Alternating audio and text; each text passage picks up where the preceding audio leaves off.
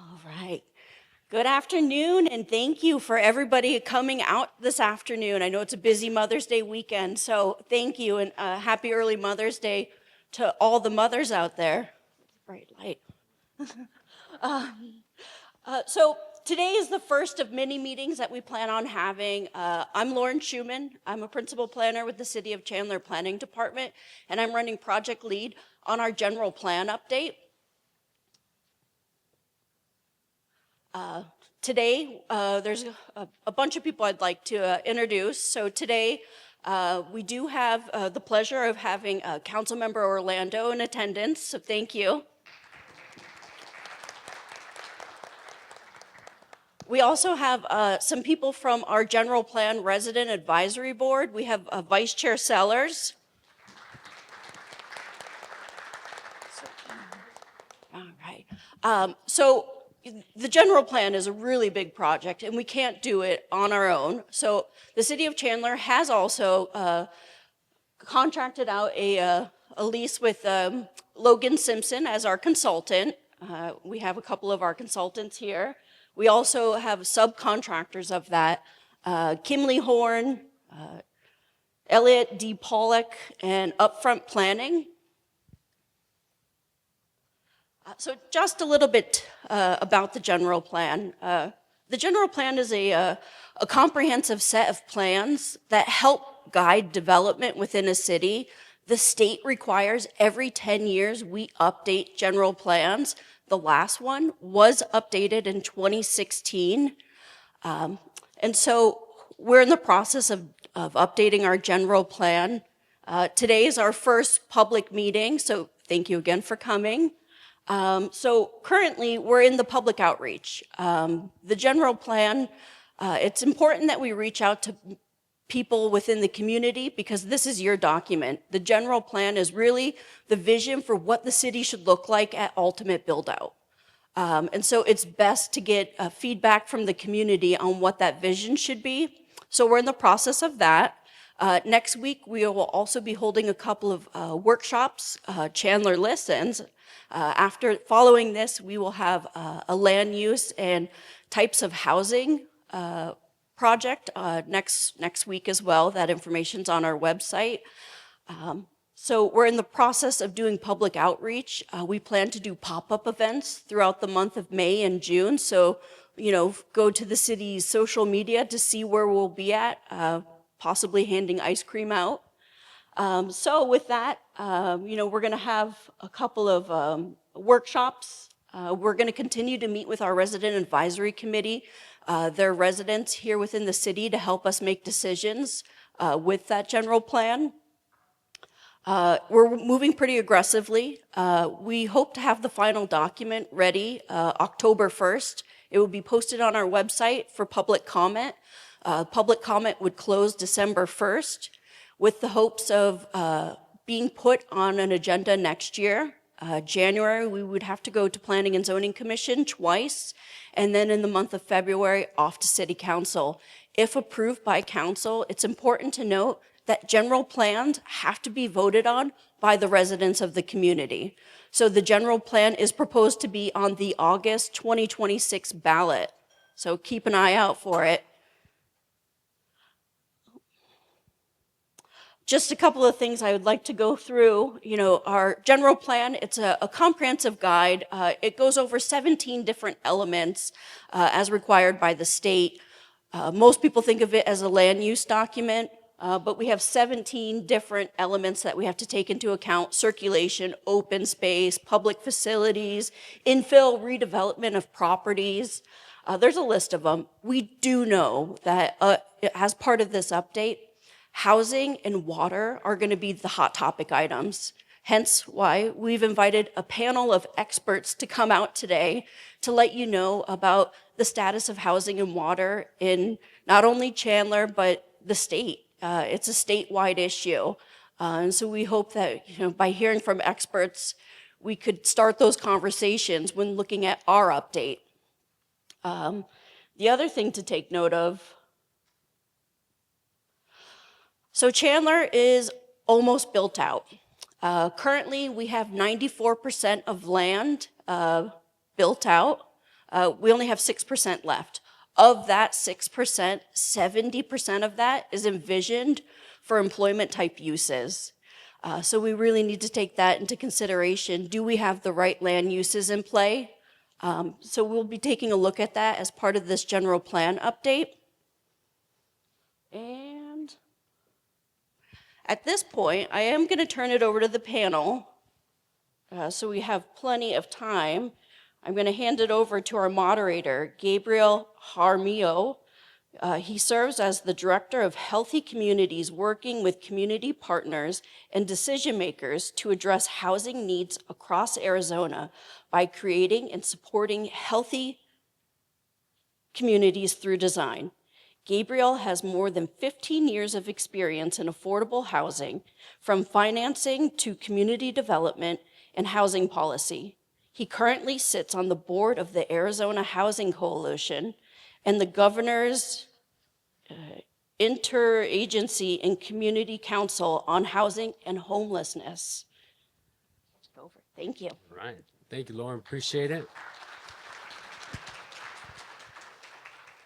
Thank you, everybody, for joining us. It can't be understated the importance of participating in a civic process like this for the general plan and the groundwork that it lays out for the next 10 years for the City of Chandler. So again, thank you for joining us today. I'm excited to host this panel of experts around water and housing and identify some of those intersections. So first off, I'd like to have our panel introduce themselves. Kathryn? Hi, good afternoon. My name is Kathryn Sorenson. I am the Director of Research at the Kyle Center for Water Policy, which is within the Morrison Institute for Public Policy at Arizona State University. I previously served as the Director of Phoenix Water Services, but probably more importantly for this conversation, I also served as the Director of the City of Mesa's Water and Wastewater Departments, and in that capacity worked very, very closely with folks here in Chandler on regional groundwater issues, issues with the Roosevelt Water Conservation District, and negotiations with the Gila River Indian community for the effluent CAP water exchange that both communities participate in. So I know Chandler, I have fond memories of Chandler, really excited to be here and grateful that you invited us. Thank you. My name is Mark Stapp, and I am the Freddie Taylor Professor of Real Estate at W.P. Carey School of Business at Arizona State University. I'm also the Director of the Masters of Real Estate Development Program and the Director of the Real Estate Experiential Learning Lab. I've been in the Valley for almost 50 years now and have been involved in real estate development, community development the entire time I've lived here. And I have a significant amount of direct experience in the housing sector, in particular having owned a home building company for years, selling it before deciding that I wanted to be an academic. But I think I did 15 projects in the Southeast Valley during my tenure and understand the issues that the housing industry faces, as well as the issues that communities face trying to provide affordable housing. Like Gabriel, I am also involved in affordable housing because I sit on the local advisory council for LISC, which is Local Initiative Support Corporation. It's a national not-for-profit financial intermediary that supports affordable housing finance and other kinds of community development finance, like community health centers, childcare, things of that nature. So I've been deeply involved in the development of the Valley for quite a long time. Thank you. Hello, everyone. My name is Amy St. Peter. I work with the Maricopa Association of Governments. We are the regional planning agency for the greater Phoenix region, serving all of Maricopa County, including portions of Pinal County. Since 1999, we have hosted the Maricopa Regional Continuum of Care, which is the region's committee to address homelessness. And I also oversee our efforts to address housing.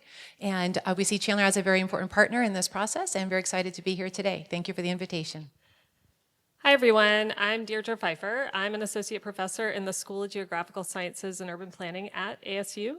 I'm also the co-leader of our housing research center here in the state of Arizona called the Arizona Research Center for Housing Equity and Sustainability, We have 20-something research projects pertaining to housing security, issues of climate and health as they pertain to housing statewide going on right now, and we're going to have an annual report update this year, the State of Housing in Arizona report, that will be released kind of in the middle of the summer.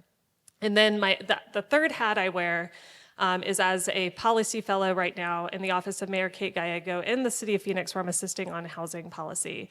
My research, teaching, and community service all pertain to housing planning and policymaking. I focus on neighborhoods and planning for housing that enables a high quality of life among diverse people living within our cities and towns here in Arizona. Well, thank you very much. Obviously, you can see great panel, tons of expertise. Kathryn, I'm going to ask you to kick us off, kind of setting the stage for the conversation around water and housing. As Chandler kicks off the general plan process, we know there's a significant demand for additional housing, and it's at the nexus between water resources and land use planning. That's taking center stage right now. What do we need to know about balancing both needs, water and housing? Yeah, there's a lot there. People have this idea that population growth equates to increases in water use. And that's really not the case. And that sounds odd, I know, but really water use is very dependent on land use. So what you do with your land is what you will do with your water. And let me give you kind of an example of that. I'm originally from Tempe. I'm old enough that I remember when you actually had to drive from Tempe to Chandler and there was nothing but cotton fields in between. I don't know if any of you remember that. Those cotton fields eventually converted to the urban landscape that we see here today. Well, to grow cotton in our hot desert sun takes a lot of water. Depending on the year and other factors, it can be somewhere between 3 and 6 acre-feet per acre of water. To grow a subdivision takes about 1.2 acre-feet per acre. So anytime you convert from agricultural land uses to urban ones, you're likely to save water. Not in all cases. There are high water use intensity industries, Intel, TSMC, data centers, food processing, there are others. But for the most part, as we urbanize, we use less water. And so there is just this really important nexus between how we're using our land, how we're using our water, and the uses on that land and how they equate to a water use intensity within a given community. So as you look at the general plan, you of course want to keep your eye on housing, quality of life, industries that support great careers in the community, and all of those things will then in turn influence how much water you're using within the city of Chandler. Thank you very much. Our first question is for all of our panelists. I'd love each perspective. Chandler's current general plan allocates water demands by parcel for the next 100 years. How do future decisions about land changes impact water utility?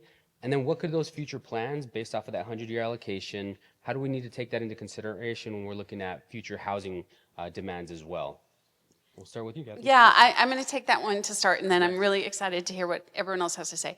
Let me take a quick step back and talk a little bit about what an assured water supply is. The city of Chandler does have a designation of a 100-year assured water supply. You should be really proud of that because it entails a vast amount of work and diligence to acquire and then maintain.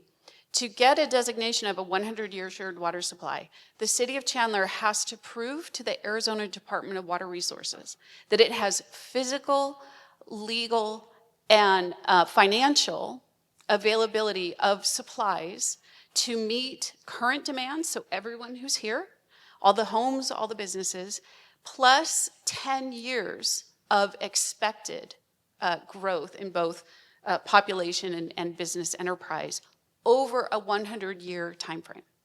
It's a really high bar. It needs to be, because out here in the desert, if we are unable to show adequacy of our water supplies, then we will not get economic investment. The reason Intel is here is that it was very sure that Chandler had the water and would have the water for generations. So this is really foundational for the community to have that designation of a 100-year assured water supply. But you guys can imagine, as all the communities in the Valley of the Sun have kind of grown up and urbanized, I'll say, there's immense competition for water supplies. Chandler is fortunate that it is within the boundaries of the Salt River Project, and that means that you have access to water from the Salt and Verde rivers. That's a fairly sustainable system. It is very well managed. It is locally managed. It is governed well. You also have a very large amount of groundwater that you can pull from wells. And Chandler is also dependent on Colorado River supplies. There are some real challenges with Colorado River supplies. But in order to overcome some of those challenges, the City of Chandler has also done a really great job of reclaiming and reusing its wastewater. So it has this very robust portfolio of supplies, which is fabulous. And many of the other cities in the Valley of the Sun do as well. But as they continue to grow and want to be able to prove to the Department of Water Resources that they also have a designation of a 100-year assured water supply, that has meant over time that the competition for water supplies is very fierce. So you guys should pat yourselves on the back that you've done so well in water planning and that you have this designation. But changes in the general plan may equate to changes in projected water use. They could equate to changes that mean you expect to use less water, but they could also entail changes that mean you expect to use more water. And to the extent that the general plan changes such that more water is needed, there is water out there, but competition for it is very, very fierce. And so I think that's something that folks really need to keep in mind as they go about the general plan. I think that really highlights the point of how much of a tightrope this type of development and the creation of a general plan and the changes in the requests, how much of a tightrope walk this really is. Deidra, the second part of that question, understanding the 100-year allocation of water, how do you see that interacting with future housing developments and what's needed for Chandler as a community to fill some of those needs? And I'll ask Amy and Mark as well, but we'll start with you. Yeah, sure. So I think about how important it is to understand how different kinds of housing use water and what it means to plan for housing of different types. And in particular, when we bring more single-family housing into a community, and single-family housing is where you can think of one house on one parcel. When we bring more single-family housing in, we typically are using more water per housing unit, per home, than if we bring multifamily housing into a community. And actually, Kathryn, what comes to mind, and maybe you were involved with this, but there was a study that was done at City of Phoenix back in 2014 where it was a collaboration, with the water department, and they looked at water use across the City of Phoenix and compared water use in single-family homes and then multifamily homes of very different types, like everything from duplexes all the way up to 50-plus unit, apartment complexes. And across the board, water use was much lower in multifamily housing than in single-family housing. And I want to say it was 45% less in multifamily housing. I don't remember. I remember the study, but not the statistics. And what I was really struck by was, the study also kind of looks into why this is. And part of this is, we think about a single family home and all the landscaping that goes into it and the water that is not able to be recycled that kind of goes into landscaping, right? But then the other part, of course, is in multifamily housing, you're usually dealing with smaller household sizes, so fewer people, so that kind of makes sense. But what was so interesting to me was even when you're comparing places that have similar landscaping and similar household sizes, it was actually still less in multifamily housing, the water that was being used. So I think that's important to keep top of mind.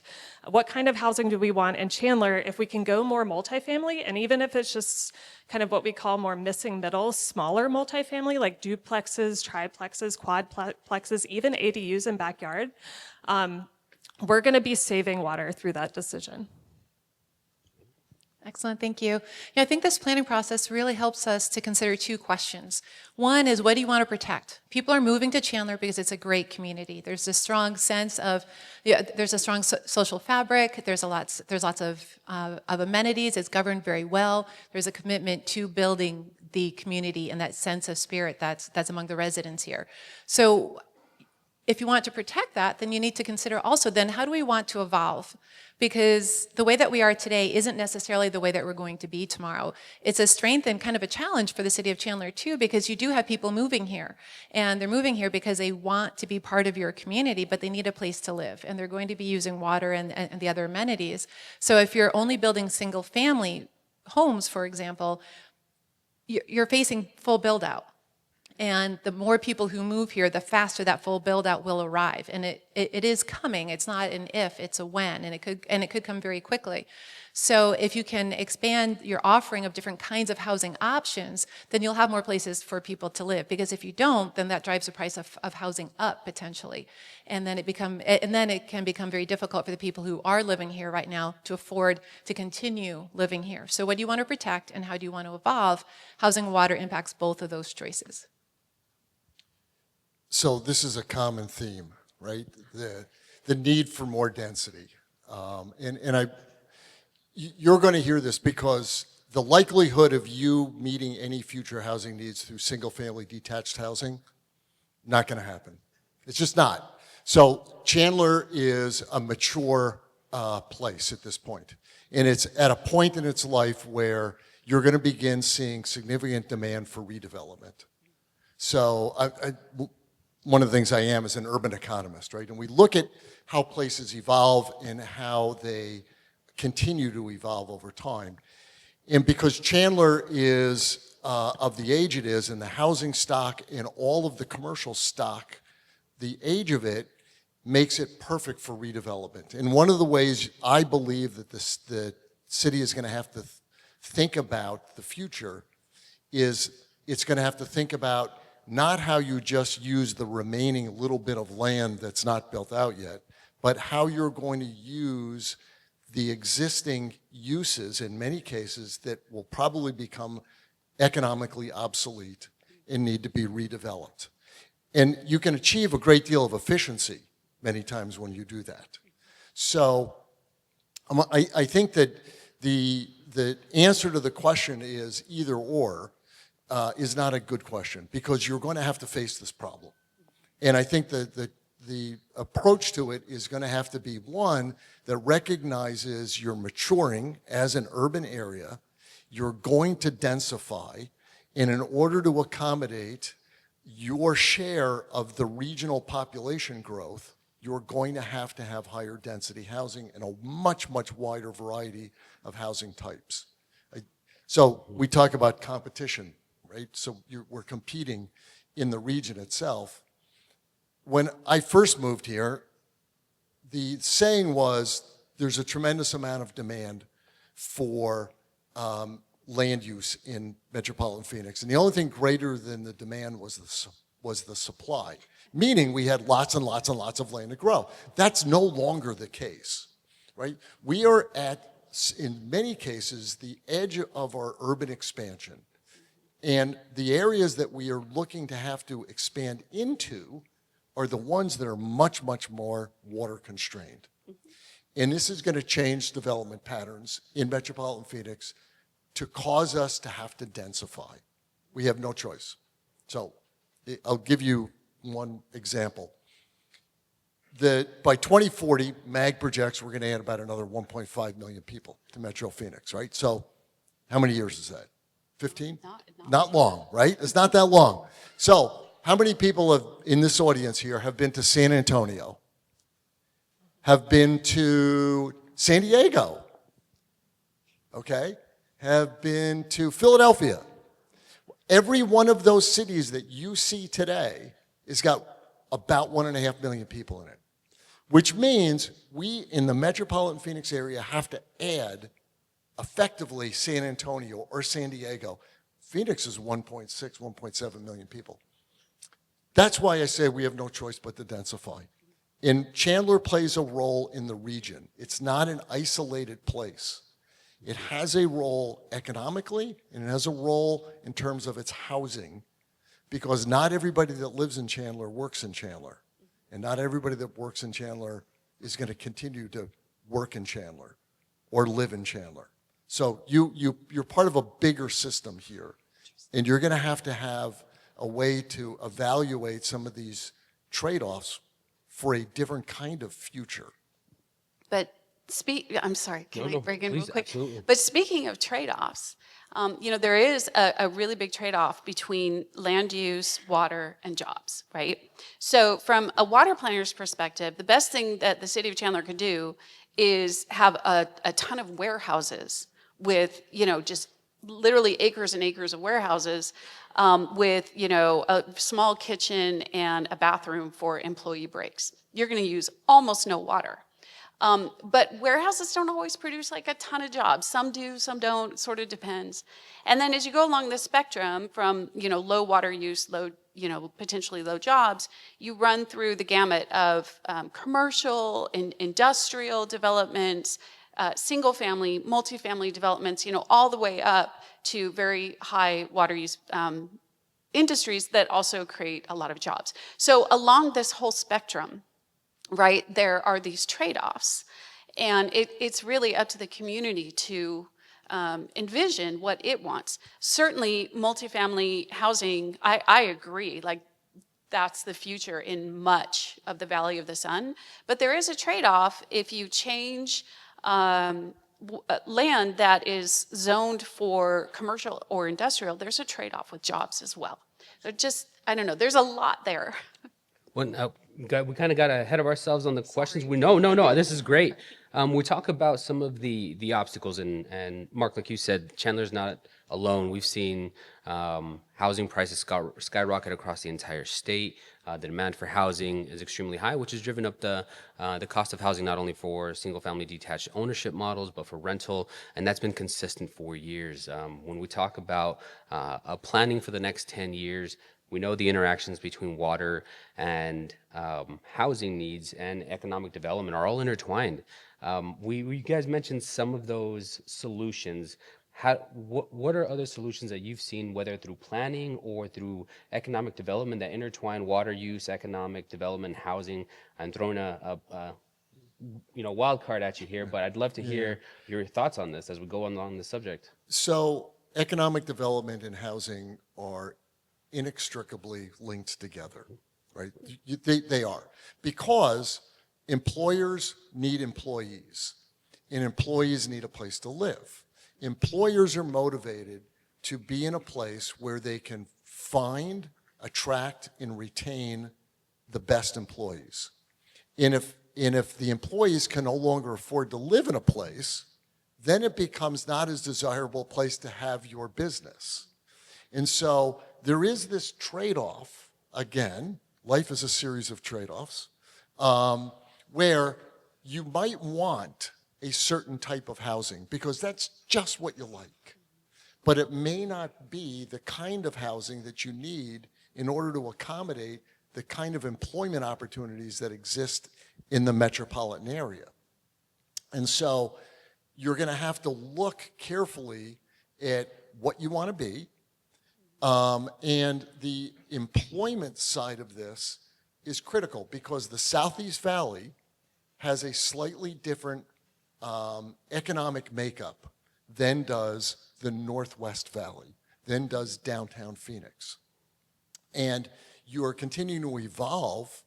I think Chandler, the corridor was called the Silicon Desert, right? And so you're part of a segment of the overall economy which is growing tremendously here.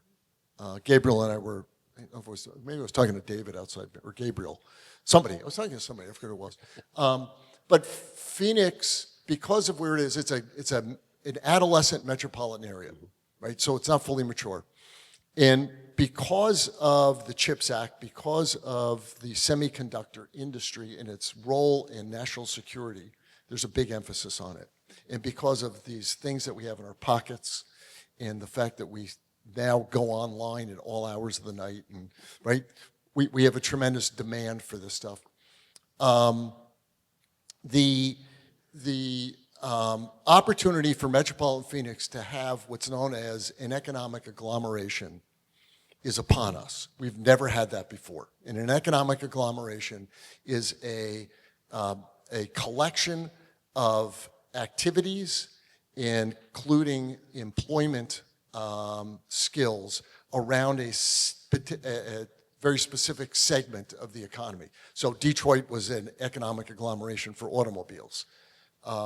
Silicon Valley was for technology. We are becoming that for the chips industry. And it's going to change things, and you're going to feel that pressure here. And you're going to have to think about what those kind of employees are going to be and the kind of housing they're going to need in order for them to want to be here, to stay here, and lead a quality life here.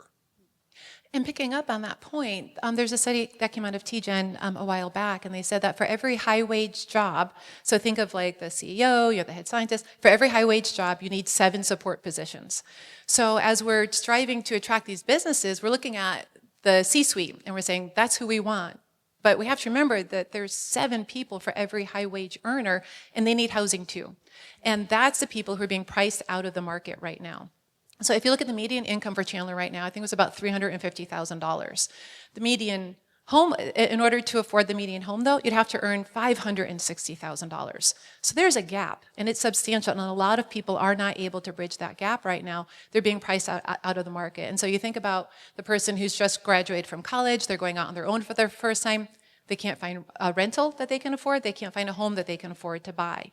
The retired couple who's now living on a fixed income, they can't afford it either. And all of those 7 support positions, they can't afford it either. So we need to be planning for all of the positions to support all of the economic development, because years ago, affordable housing was our calling card as a region.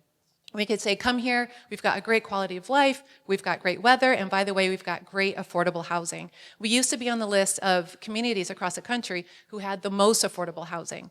Now we're on the list of the least affordable housing. That's a huge shift, and that doesn't just impact housing, that impacts our ability to attract and retain companies, because now when companies are coming here, sometimes they're building their own housing, because they know that for what they're paying those employees, particularly the 7 supporting the 1, they won't be able to afford to live here unless they build their own housing. This is a new dynamic for us, and it's one that we're still trying to navigate.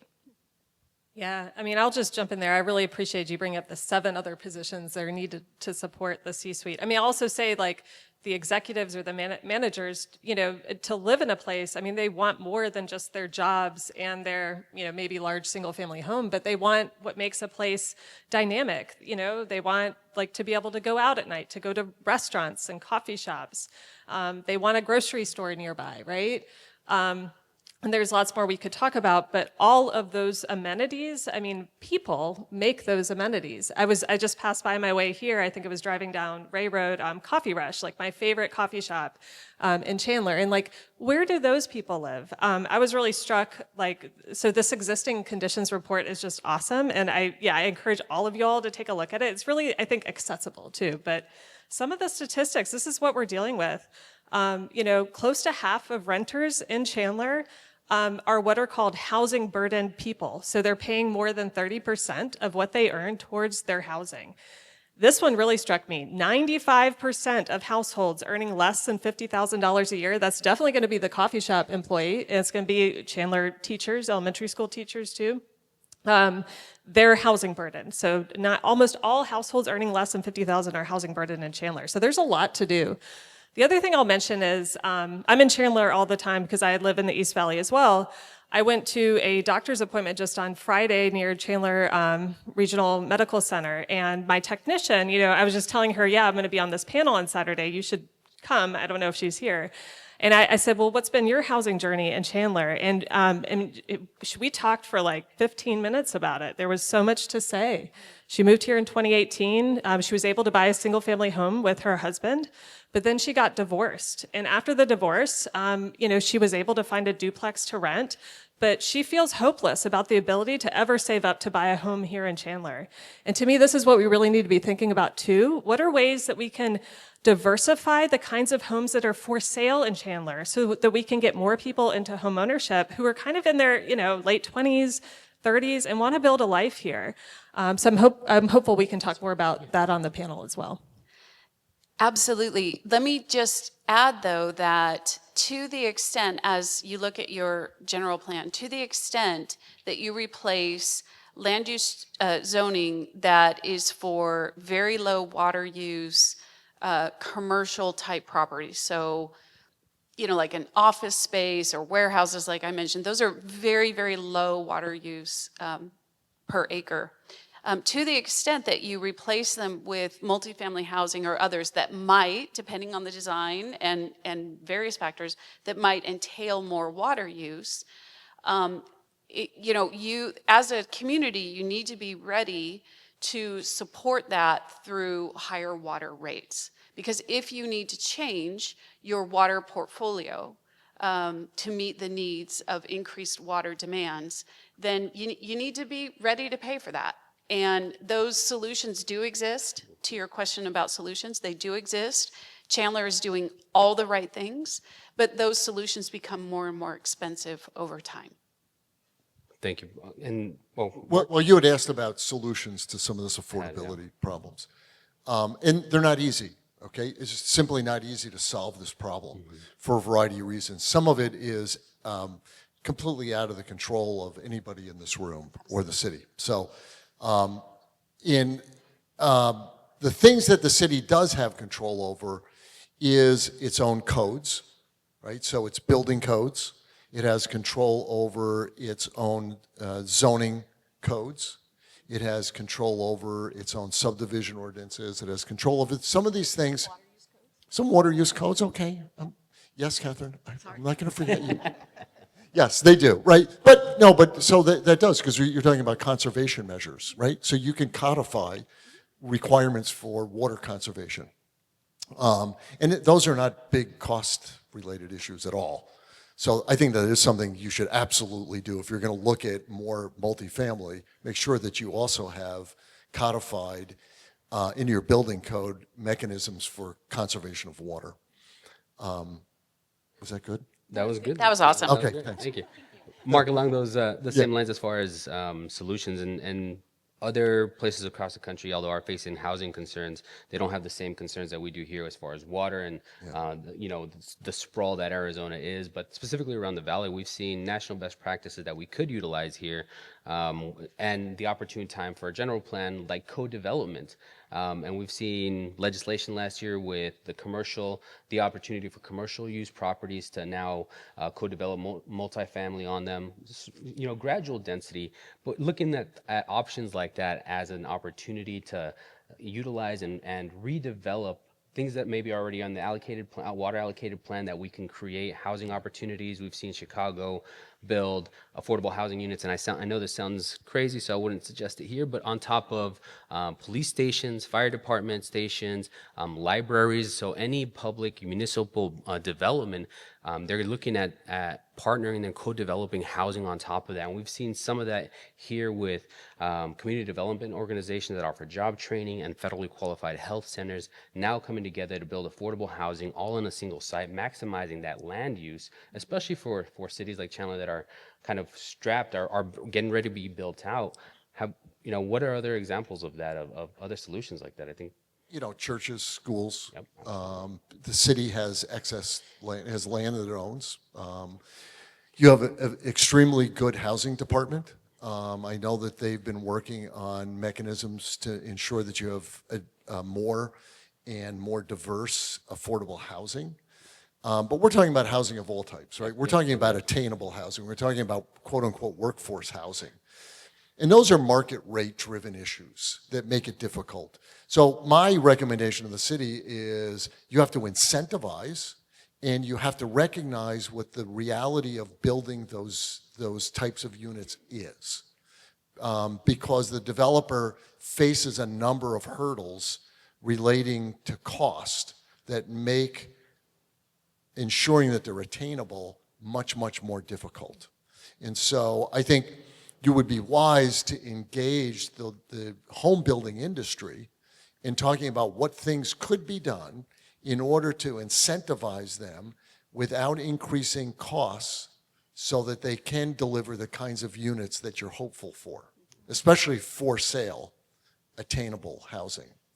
I think a really important component to that are the partnerships. So for example, right now the City of Chandler is partnering with Gorman to redevelop their public housing. And they're able to provide more affordable housing because of that partnership. And they're delivering hundreds of new units, and they're replacing older units that just need to be better, stronger, more efficient, more water efficient. And so they're taking those steps right now, and that's really, really important, because when we consider what do we want our community to look like in 5 years, 10 years, if you're talking about housing, the decisions that you make today will shape your future, because housing is a long-term endeavor, always.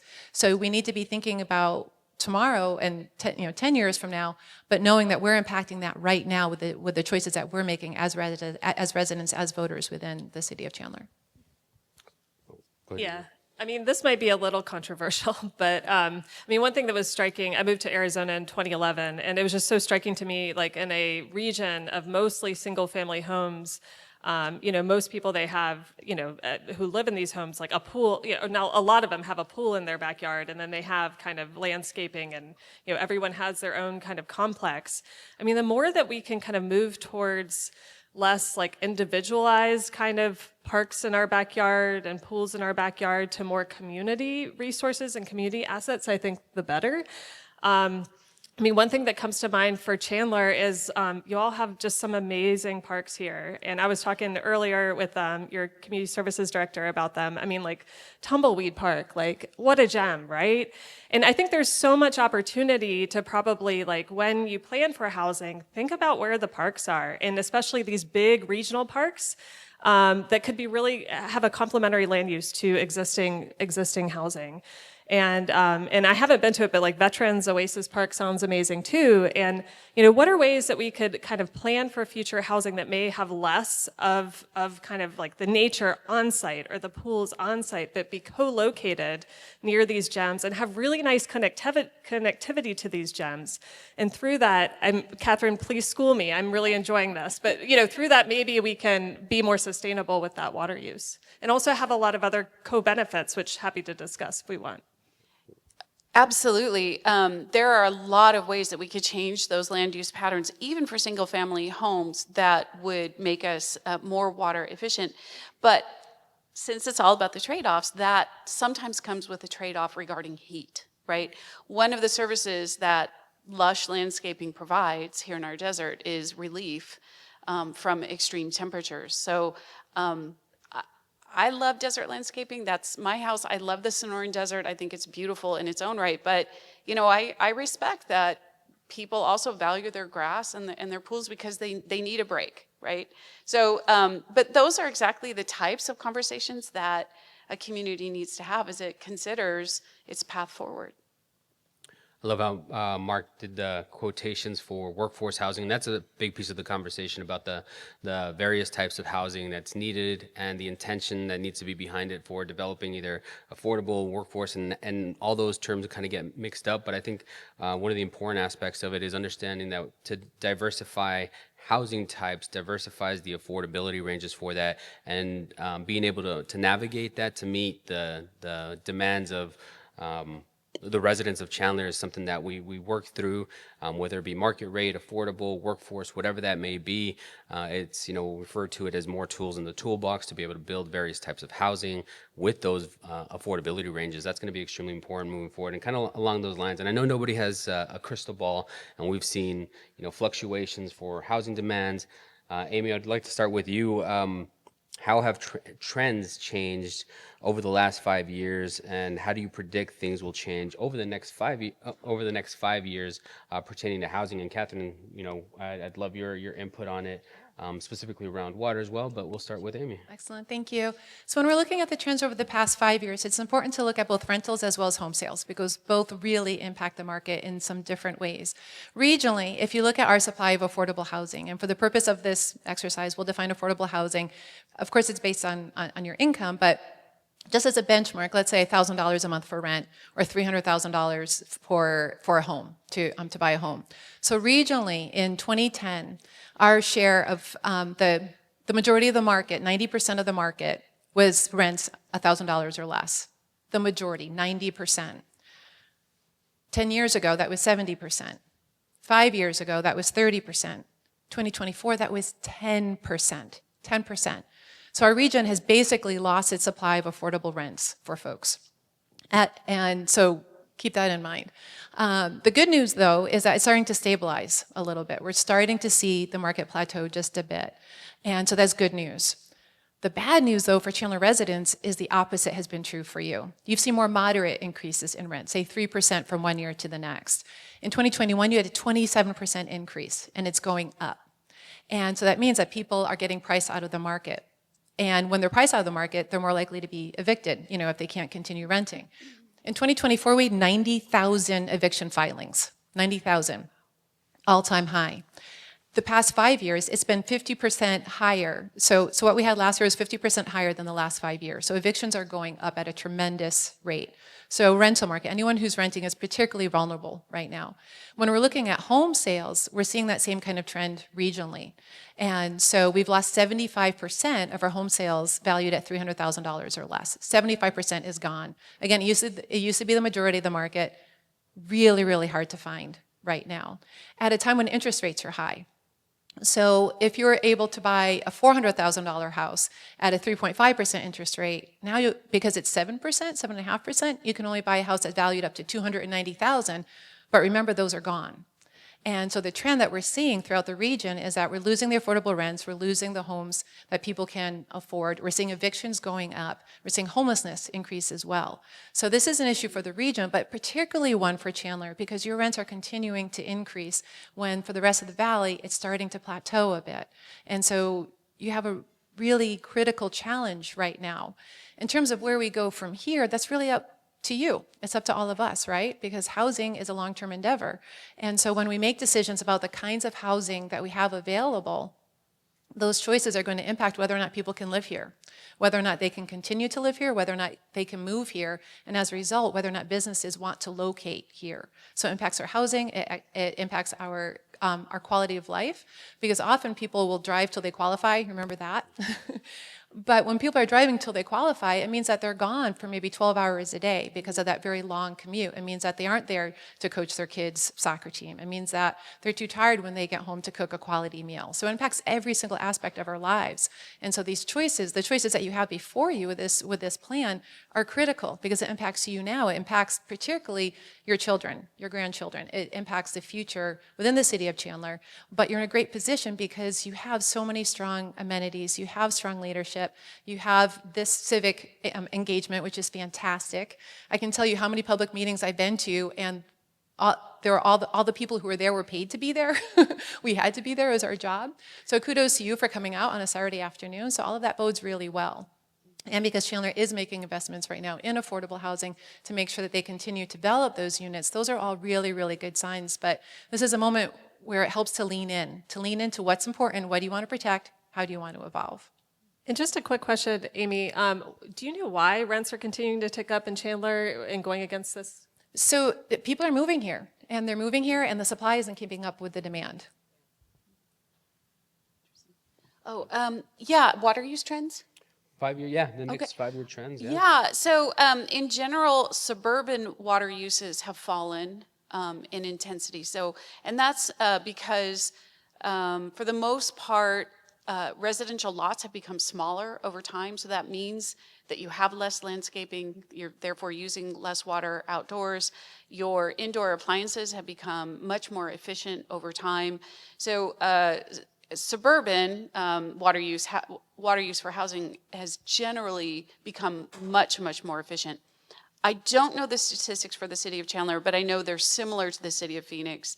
In the city of Phoenix, residential water use has fallen 30% in 20 years. And I assume it's very similar here in Chandler. So that's the really good news. And what that means is that, if that trend continues, and I expect it will, I don't think lots are going to suddenly get bigger. If anything, they're going to get smaller and we're going to become denser. What that means is that you can save some of that water that you were using for housing and for residents and use it for other purposes that are important to the community as well. Mark, did you have any comments on that? No, I mean, the changes Amy was mentioning, 15 years ago, 20 years ago, at the beginning of the 2000s, right? The drive to qualify was you went across the county line into Pinal County. And the reason for that is because Pinal County allowed the development of 4,000 square foot lots, which you couldn't do in Mesa, Chandler, Gilbert. And so those are no longer drive to qualify at all. And they also have huge water issues over there. So you're not going to be able to drive to qualify by going further east anymore. If you want to drive to qualify, you're going to have to go down towards Casa Grande. You're going to have to go down maybe to, not even Maricopa at this point. Maricopa doesn't even work, right? You're going to have to go down to Coolidge and Eloy. So those aren't really good choices in terms of commute times. And we've continued to evolve in ways that you would expect a place to evolve because it's growing so quickly. There's a reality here, right? And you can't blame the home builders. You can't blame the apartment developers because rents went up. There's a simple cost to construct, a supply and demand imbalance, and that's a fact. And that's really what happened is we hit the Great Recession, we stopped building, and we have this 10, 12 years where there's very, very little development that occurred. And then our population continued to mature, and we absorbed all of the overhang in the units and didn't build any more. And so, Amy, to your point, yes, in the metropolitan area, the rents are softening a little bit. That'll be over by the end of next year. That's gone. Yep. Okay, you're going to see a continued increase in rental rates because all of the supply that caused that to soften is going to be absorbed. And we have a slowdown in permits that has been occurring over the last year or two. Can I add some bad news to that? Yeah. So was that depressing enough? I mean, I got depressed. I don't know. Yeah, the other pressure that's happening regionally is that we are facing shortage on the Colorado River, and that's going to get worse, not better. Chandler has insulated itself very well against those shortages. I'm not concerned for Chandler's 100-year assured water supply. The people that work here at the City of Chandler on those issues are the best. But it does mean, again, to the extent that Chandler changes its general plan and requires additional water to meet those changes, competition is fierce and is going to get even worse. Well, I was going to bring up another kind of thing that's on the horizon. Do you want to stay there or go? Well, I'm actually going to carry this along because it's. I'm going to take it back to the conversation that we had at the beginning, threading that needle, especially as we're upon the general plan, looking at the land use map. We saw the maps out there, understanding that Chandler's done an amazing job in having parcel allocations for the next 100 years. Threading that needle, what's an approach to this general plan for the residents to understand, what's going to be the best options? How do we thread that needle between water use and housing in the general plan? So I hope that carries along, but I want to take us back to the threading the needle aspect that we had at the beginning. Yeah, do you want to? No, go ahead, Deidra. Yeah, I mean, I keep coming back to people. We have to remember that we're doing this plan for people. And I mean, what I was going to bring up, I think relates, but, feel free to bring us back. And we have to remember we're in the middle of some pretty big demographic transitions right now. And I think it's important to understand how they are manifesting here in Chandler as we're planning for housing and water moving forward.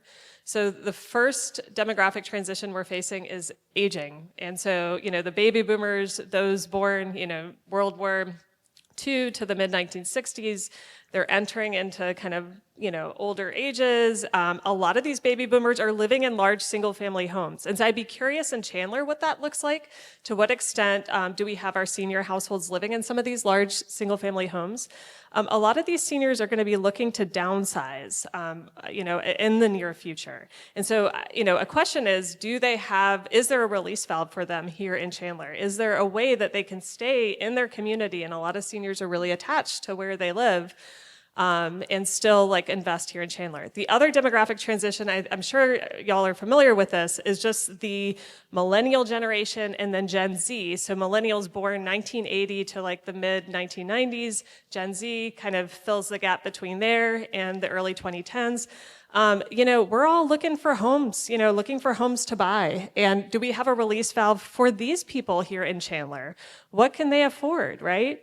So I think it's important to keep that in mind. The other thing that we haven't talked about, and I'm surprised, Gabriel, because you've done some amazing work on this, is schools and what's happening with the school districts here in Chandler. I'm in the Kyrene district. I know Kyrene is struggling with enrollment, in part because we're struggling to have the housing needed to attract our young families here. I know Chandler has a lot of young families, but what's happening there? Are we talking to our school districts with this planning and finding ways to use schools creatively, which you, Gabriel, have written about, to support some of these kind of missing a middle or gap kind of housing needs?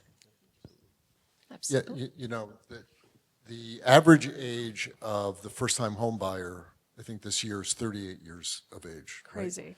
2 years ago, it was 36. In 2010, it was 29. I bought my first house when I think I was 25 years old, 24 years old. That's to your point. But aging in place doesn't mean just aging in the same house. It means aging in the same social network in place. And I don't know what is available in terms of housing stock for affordable senior housing either. That's a huge piece of the housing puzzle that's upon us. What is it? Correct me if I'm wrong, Deidra, but by 2030, we'll have more people over the age of 65 than under. Sounds about right. Something around there. I'm close. Yeah, but that's the direction we're moving, which emphasizes the impact that you're talking about. Absolutely. And when older adults can't find a place to live, then they're experiencing homelessness at far greater rates here than in the rest of the country.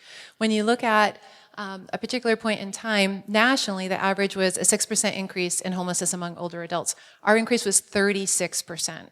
And that trend has been in place for a number of years, and it's not slowing down. We see that trend continuing on because the housing isn't there. And if they're renting, they're particularly vulnerable because they're on a fixed income and they can't afford it when their landlord increases their rent by $300, for example.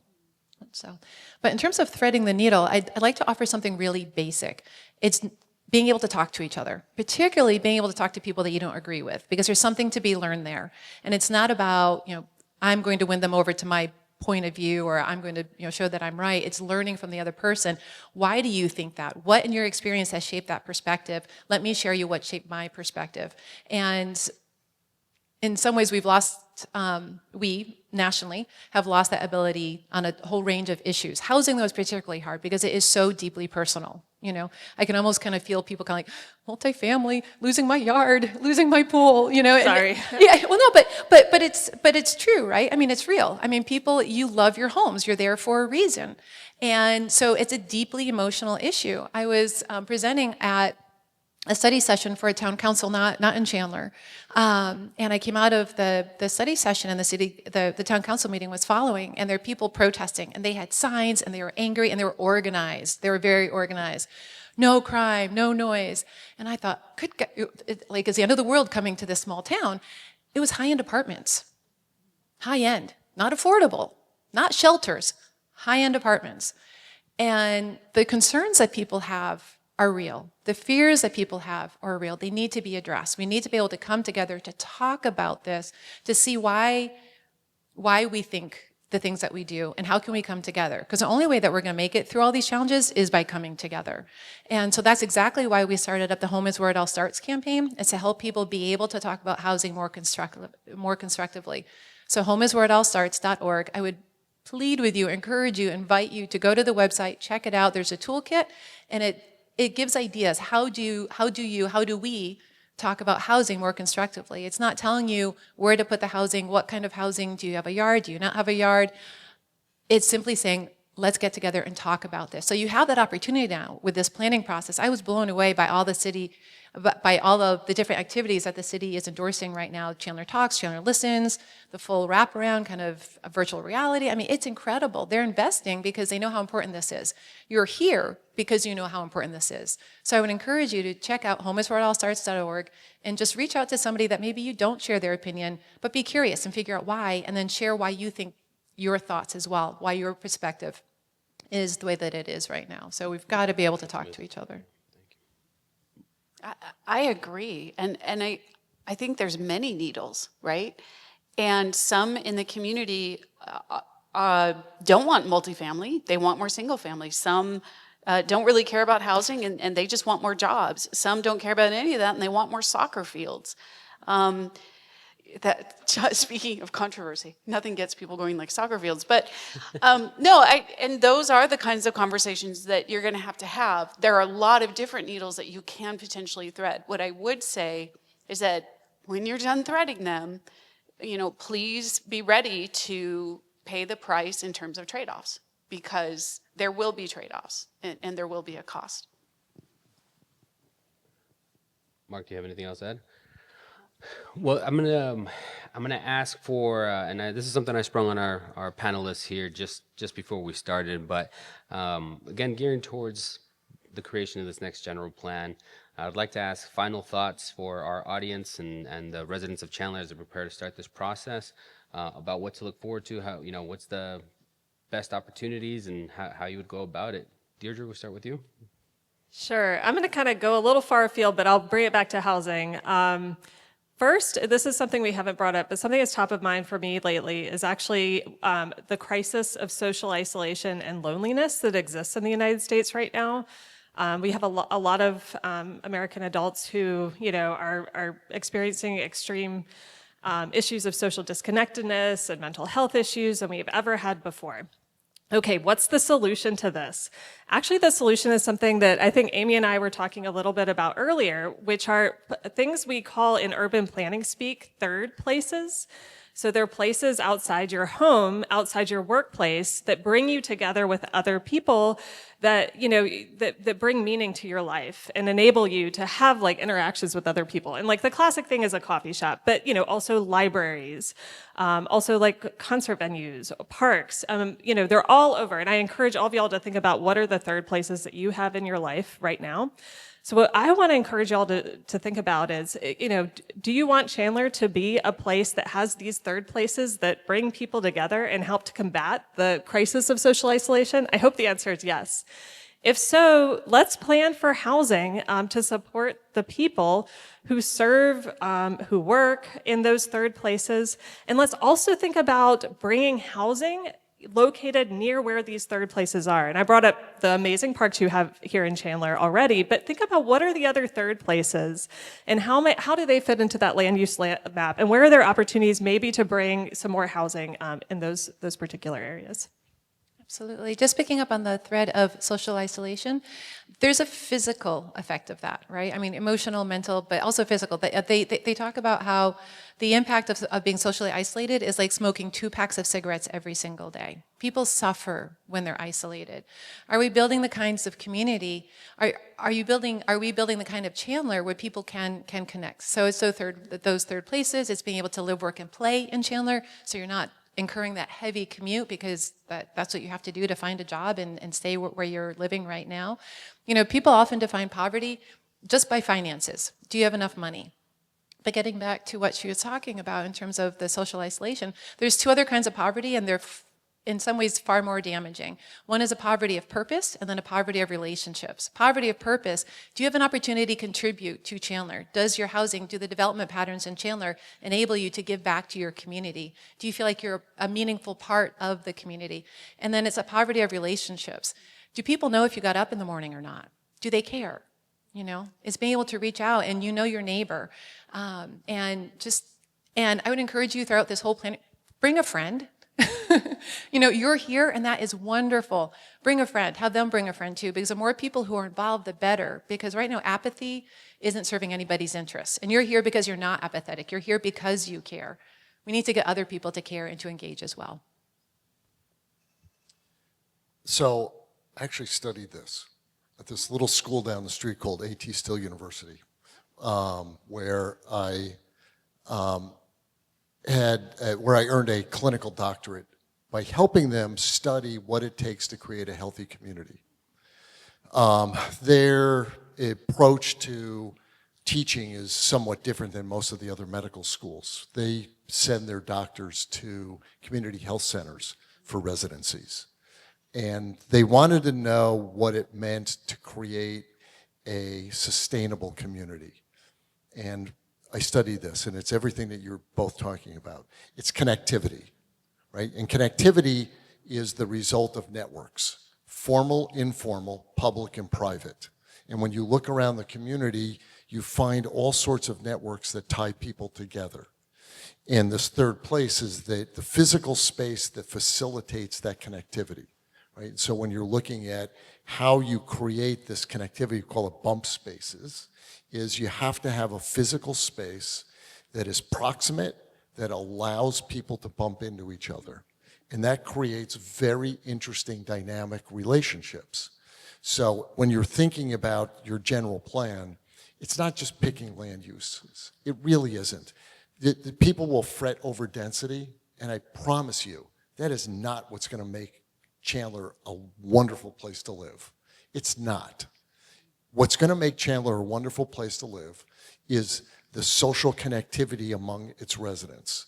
And the density will not matter one iota, but the density will allow you to facilitate this connectivity that's so important in creating a healthy, resilient population. And that's what you want to have. I got nothing to add to that other than that I am really grateful to have bumped into all of you today. I love how our conversation went back to, I don't know if everybody's familiar with, but I have a coworker that's always harping on this, but Putnam's bowling, the idea behind that bowling league, that third place, to have somewhere else outside of home, outside of work, where you can get together. And we really like to see how that manifests itself through the general plan here in Chandler. I think for me, thanking everybody for being here. Participation is key. I think back we're actually having a conversation Thursday about nerding out on civic participation and whether I'm listening to residents or I am a resident participating in this. It can't be understated the importance of come out, bring your neighbors out. Everybody has a voice in this, and this is one of those opportunities where you can lend your voice for the next 10 years. So thank you all for being here. Before I call Terry up, I would hope you can join me in thanking our panelists today. So thank you. Are we going to take questions? Okay. And Terry, we'll hand it over to you.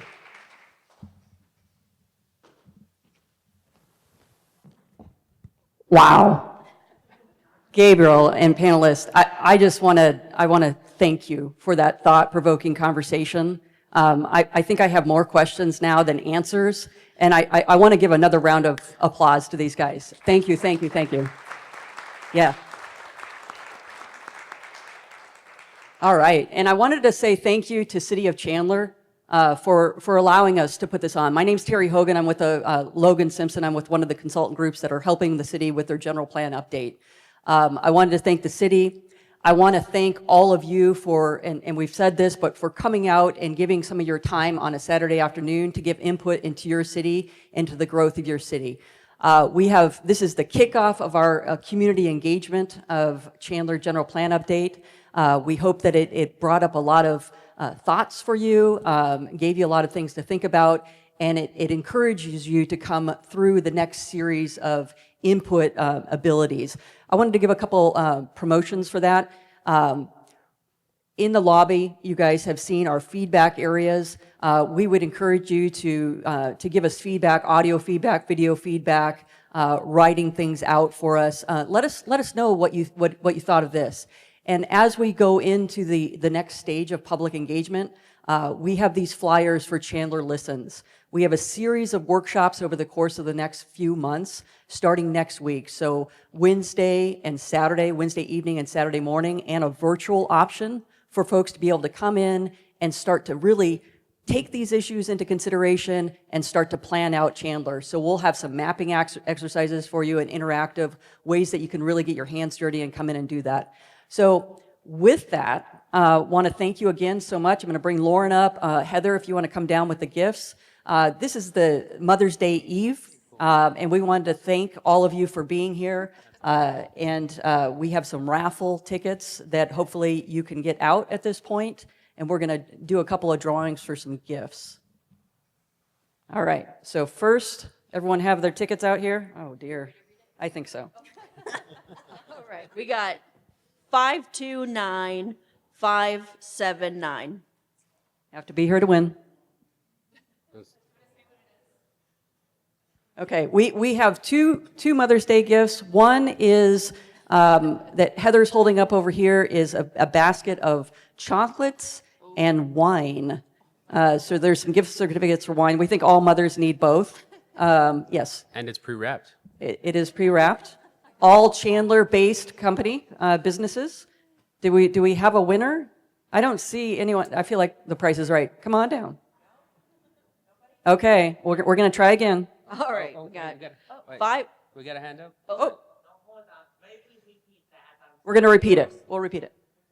529579. No worries, no worries. Okay, we're going to try another. All right, next one. I got 529595. Come on down, come on down. Woo! All right, fantastic. Congratulations. Okay.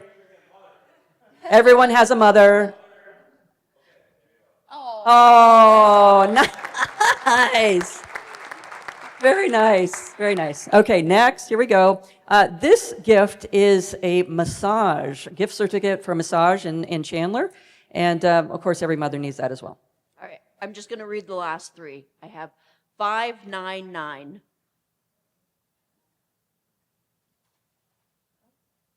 No? Elisa? No? Okay, all right. Just checking. 580. 580. Yay! All right. Fantastic. All right. All right. Again, thank you guys for being here. We will have our panelists as well as our city experts and consultants out in the lobby area to answer any questions that you might have, thoughts that you have. Please go to the project website, sign up for additional updates. Bring a friend, come to the Chandler Listens, and bring a friend. And thank you so much. Thank you, panelists. Thank you.